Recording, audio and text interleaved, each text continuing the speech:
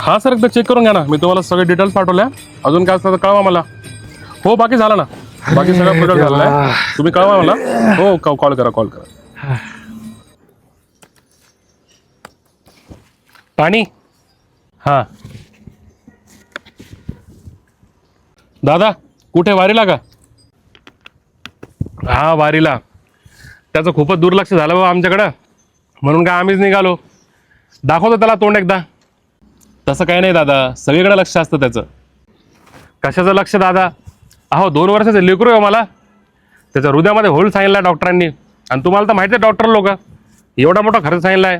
आमच्यासारख्या गरिबांनी कुठून पैसे आणायचे? एवढा मोठा महागाचा आजार देऊन काय लक्ष ठेवणार आहे तो? हे घ्या, सगळं बरं होईल. हे का आता? संपूर्ण ऑपरेशन फ्रीमध्ये? देवा! अरे दादा, देव नाहीये मी. आत्ताच एक तुमच्यासारखेच वारकरी आलते, त्यांनी ह्याच्यामध्ये प्रसाद दिला मला. मला वाटलं कोणाला तरी काम येईल म्हणून माझ्या जवळ ठेवला होता. खूप खूप आभार तुमचे. तुम्ही पण वारीला का?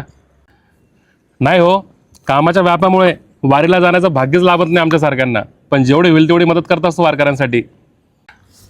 अहो, तुमच्यासारखे लोक आहेत ना, म्हणून आज आमचं अस्तित्व आहे. नाही तर लोक आम्हाला कधीच विसरले असते हो.